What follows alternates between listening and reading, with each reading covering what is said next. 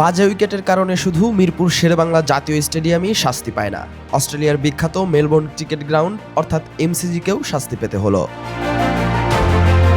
এমসিজিতে boxing day test শেষ হয়েছে মাত্র 2 দিনে। প্রথম দিনেই দ্বিতীয় ইনিংসে ব্যাটিংয়ে নামতে হয়েছে অস্ট্রেলিয়াকে। আগে ব্যাট করে 152 রানে গুটিয়ে যায় স্বাগতিকরা। জবাবে ব্যাট করতে নেমে ইংল্যান্ড অল আউট হয় 110 রানে। প্রথম দিনের খেলা বাকি থাকায় আবার ব্যাট করতে হয়েছে অস্ট্রেলিয়াকে।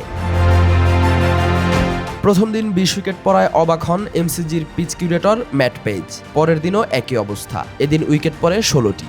2 দিনেই শেষ হয়ে যায় ম্যাচ, যা সন্তুষ্ট করতে পারেনি আইসিসির ম্যাচ রেফারি জেফ ক্রুকে।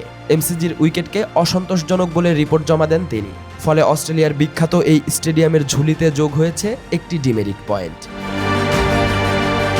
আইসিসি পিচের রেটিং দিতে 4টি স্তর ব্যবহার করে। এর মধ্যে তৃতীয় অবস্থানে রয়েছে অসন্তোষজনক স্তর। কোনো উইকেটে যদি ব্যাটসম্যান এবং বোলার সমান সুবিধা না পায়, অর্থাৎ বোলাররা যদি বেশি সুবিধা পায় কিংবা ব্যাটসম্যানরা বেশি সুবিধা পায়, সেক্ষেত্রে সেটাকে তৃতীয় গ্রেডের উইকেট হিসেবে বিবেচনা করা হয়। বক্সিং ডে টেস্টের পর এমসিজিকেও তৃতীয় স্তরের উইকেট হিসেবে মূল্যায়ন করা হয়েছে। এর আগে টানা 3 বছর বক্সিং ডে টেস্টের পর সর্বোচ্চ রেটিং নিয়ে ভেরি গুড তকমা পেয়েছিল এমসিজি। তবে এবার হঠাৎ করে কি হলো? পিচ কিউরেটরের মতে শেষ 3 দিনের আবহাওয়ার কথা বিবেচনা করে 10 মিলিমিটার ঘাস রেখে দেওয়া হয়েছিল উইকেটে, যা আগেরবার ছিল 7 মিলিমিটার। এবার সবাইকে অবাক করে 2 দিনেই শেষ হয়ে যায় মেলবোর্ন টেস্ট। উইকেটের এমন আচরণ নিয়ে ক্রিকেট অস্ট্রেলিয়ার পক্ষ থেকে জানানো হয়েছে তারাও হতাশ, কারণ তৃতীয় ও চতুর্থ দিনের টিকিট আগেই বিক্রি হয়েছিল। তবে বোর্ডের পক্ষ থেকে জানানো হয়েছে তারা বিশ্বাস করে আগামী বছরের বক্সিং ডে টেস্টের আগে সুন্দর একটি উইকেট দেখা যাবে এমসিজিতে।